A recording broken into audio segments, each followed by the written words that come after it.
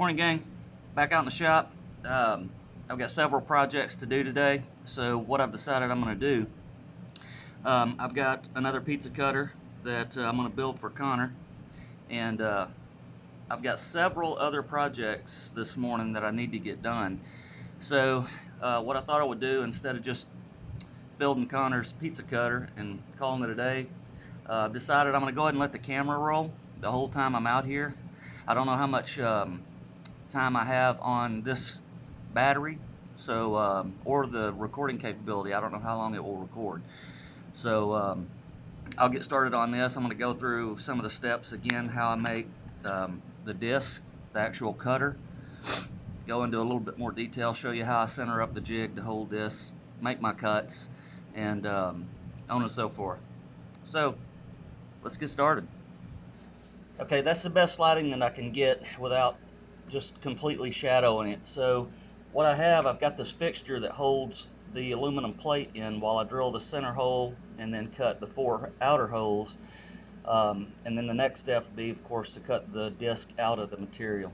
So I've got to find the center of that hole to make everything work out right. So what I do is I put this tool in that you can see it moves around. It gives me the center. So it's pretty simple to use. Just pull it down until it seats firmly into the base of the fixture, and then I'll use the cross slide left and right until I have no overlap or overhang on the tool, and that pretty much puts me center. Okay, now that I've got it centered, I'll use my DRO and I'll come over 895 thousandths to this end. I'll drill a hole, upsize that hole to 11/16, and I'll move back to this side. Do that. We'll go back center, do this end, go back center, do this end, and then we'll cut the disc out from there.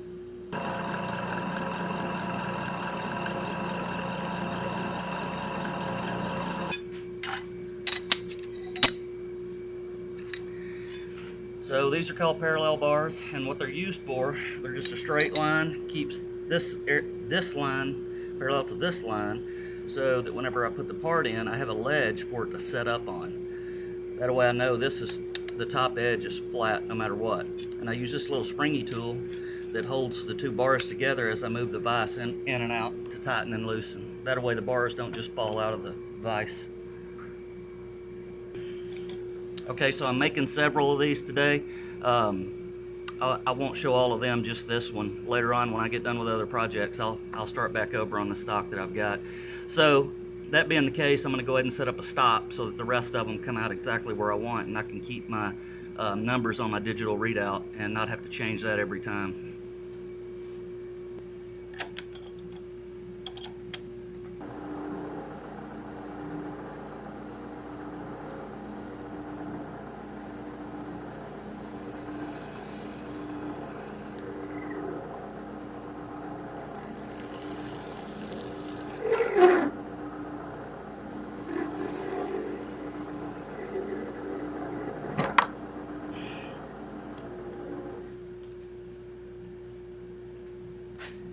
Okay, didn't see that one coming.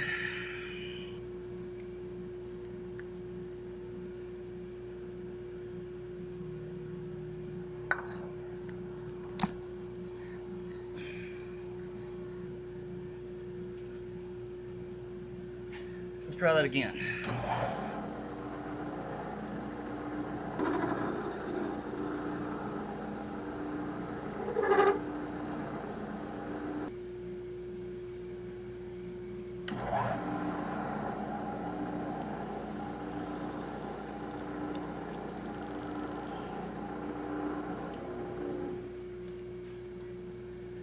That's pretty much it for the mill work until we taper this down in the lathe and make some design on it. Then we'll come back over here and I'll cut the slot in it and finish up the axle screw. So for now, we'll go to the lathe and take care of all that.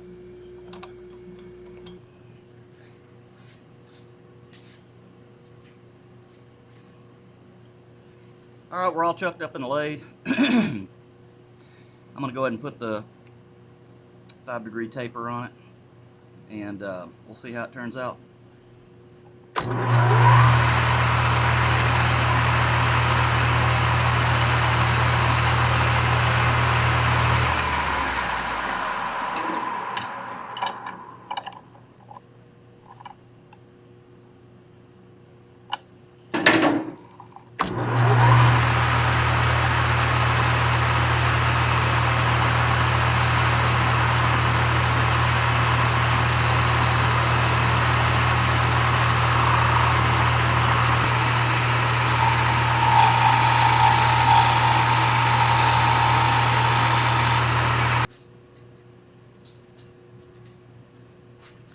I'm going to go ahead and round over the back side of the handle.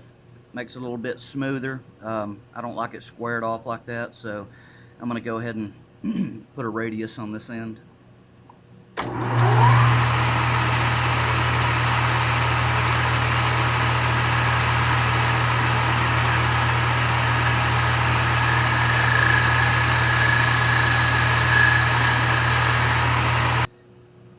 Okay, while we're here at the lathe, I'm already set up.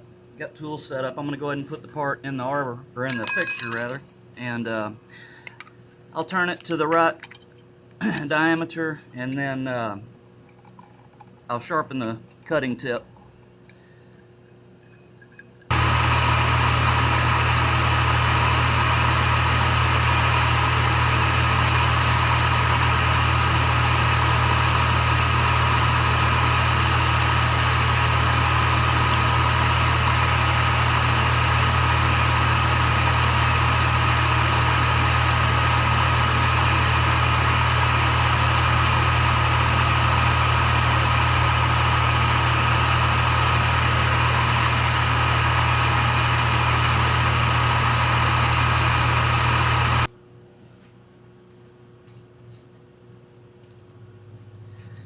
Okay guys, there you have it. That's pretty much how the disc is made. It's all deburred. It's sharp on the edge. Oh, one thing I do mean to note, the missus actually pointed this out.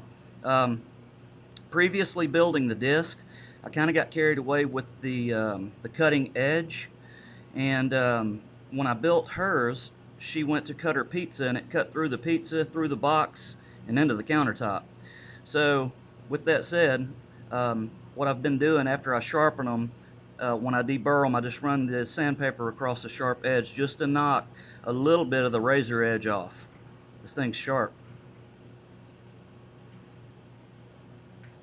Alright, now that we're back at the mill, I'm going to go ahead and put the end mill in that will countersink down for the axle screw head to be countersunk into the part so it's not dragging on anything.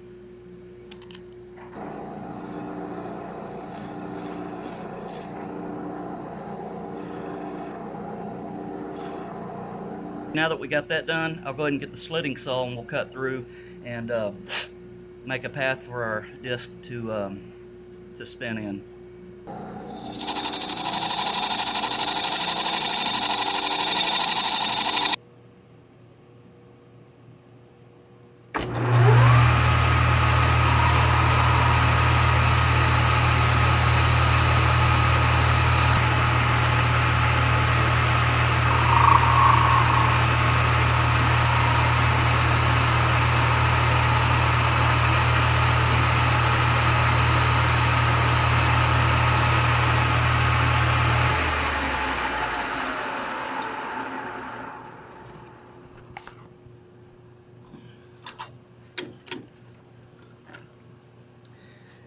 Alright, there you have it. A little bit of a design on there. I'll get it deburred, make it look pretty, and we'll put it all back together.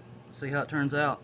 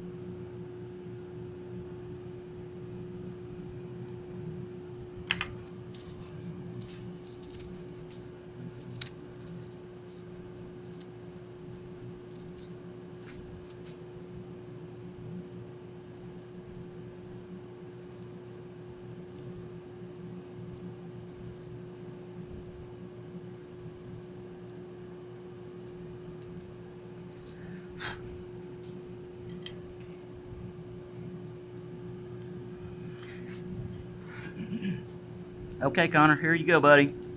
I hope you like it. It was fun making it. I'll get it in the mail as quickly as I can. It should be to you. I don't know how long it takes to get to Ireland or wherever you're at, but anyway, I'll get it in the mail, and I hope you enjoy it. On to the next project. Okay, gang, this little project right here is for the missus. A sweet lady, Nadina Ann, made this for her and sent it all the way from Australia. And it's just a little, I guess a sitting tray. Well, I got to be careful with that. And what we're going to do, we're going to drill a couple of holes here, drill a couple of holes here, and then mount these little handles, and then a candle fixture goes here, and it's just for pretty around the house. But anyway, it's not a real big deal, but like I said earlier, I'm doing several projects today, so I'm just going to let the camera roll until I run out of video. So, off and running. Okay, because this is such an odd shaped piece, there's no way I can figure out how to square it. So what I've done, I've set up the little handles and got them as square as I can with the 4 holes. So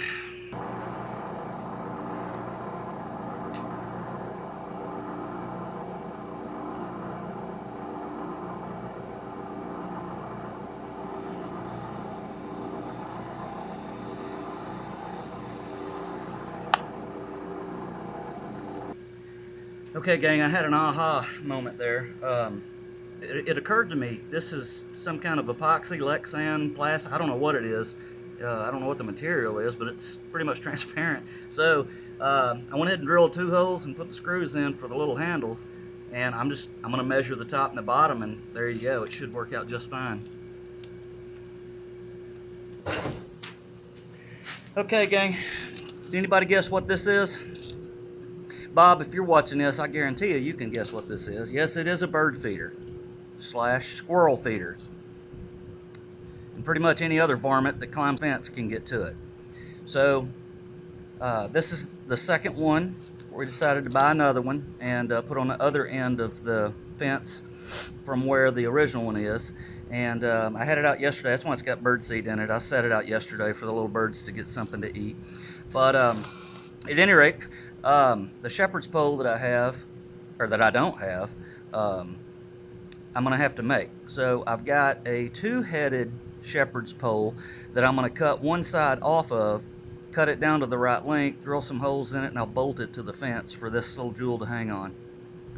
So here's what I'm starting with. You can see it's a double-headed shepherd hook, and it's like 8 feet long. So we're going to cut this part off and get rid of this side, and then I'll cut it down to length, drill the holes, shoot some paint on it, make it pretty, hang it on the fence, and let the birdies have something to eat. Okay, now that I got it cut down to the right length, I'm going to get my cutoff wheel and I'll cut this little spot welds off and get rid of that side, clean it all up, deburr the end, shoot a little Krylon on it, and we'll be good to go. By the way, this extra piece I'm going to turn into a triangle so I can attempt to learn the triangle with Mark. It can't be that hard. Come on, it's a triangle.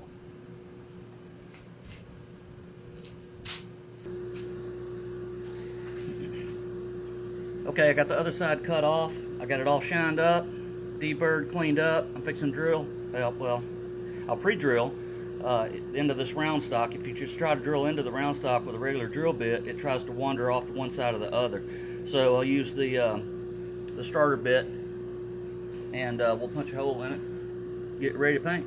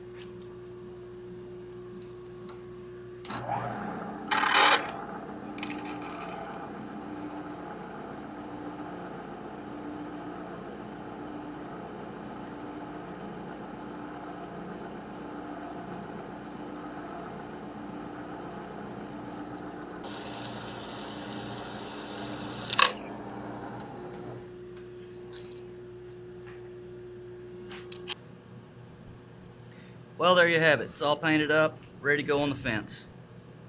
Guess I'll start another project. Looks like the camera's still going. I'm right at 2 hours film time, so I'm just curious to see how long it will film.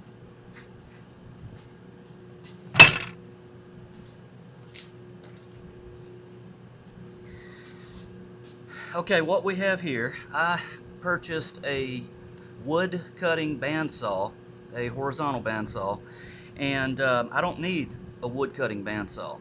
So what I've decided to do is to slow the blade down enough to where I can put a metal cutting blade on it and use it as a metal cutting saw. So to do that, I purchased a couple of pulleys, and this is the original 5-inch pulley that was on it when I got it. I don't know what RPM it is, but it's way too damn fast, so I need to slow it down. So I wasn't real sure which size pulley I should use, so I bought two. I bought an 8-inch and I bought a 10-inch. So I put the 8-inch on, and I could probably use it, but it was still pretty fast, so I decided to go ahead and put the 10-inch on instead. So I had to make this little arbor that goes onto the output shaft that drives the upper pulley for the way this pulley is designed. I don't know if you can see. What I had to do was notch the pulley out so that I could put this arbor on and size it down to what I have on the saw. This was a trial run. It's kind of crude, looks rough, but it did the trick. So I'm going to go ahead and do the 10-inch pulley, but I'm going to make it a little bit better this time. So we're going to clamp it up in the vise in the mill, and I'll take an end mill and I'll make a couple of slots so that this will fit inside.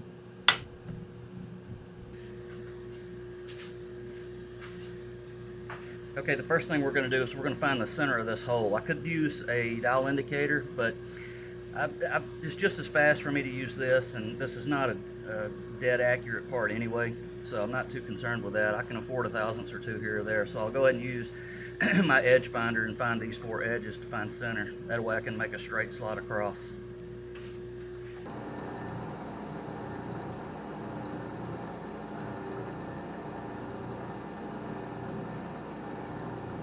All right, now that I've made my center, or I've found my center edge on here, I'll make a slot on this side and on this side, pretty much straight across, and that should allow my bolts to line up on the arbor that I built.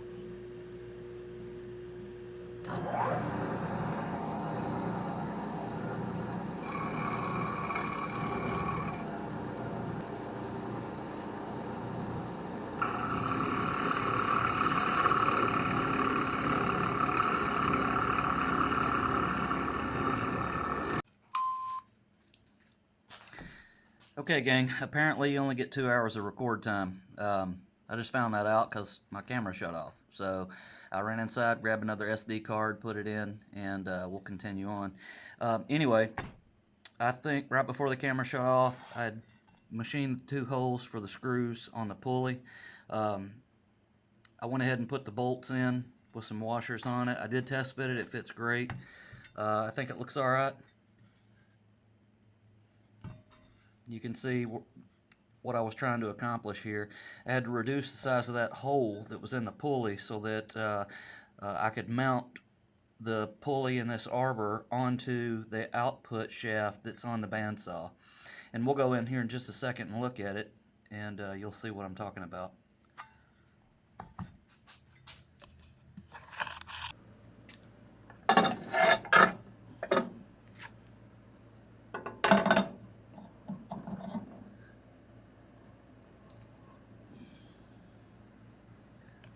So that's how it mounts, and I'm hoping that slows it down enough. Man, the lighting's terrible. But anyway, you get the picture. So I went from 5-inch to a 10-inch. Hopefully that'll work out pretty good.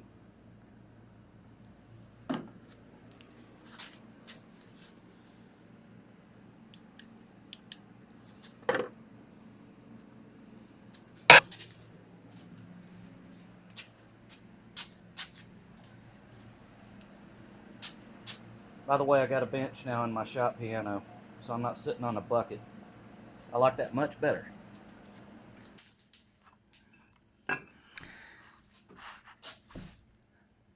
Okay, gang, that's going to do it for me for today. Pretty much spent the entire morning out in the shop. I got a few projects done that have been kind of looming over me. So I'm going to go inside right now and just hang out and chill out. And I hope to see you guys later on the show. I hope you guys got something out of this. If you liked it, hit the like button. Subscribe if you're a first-time viewer. And like I said, I'll call it a day today. And I'll try to shoot some more video if I can over the weekend. You guys take care, and we'll see you on the other side. Bye-bye.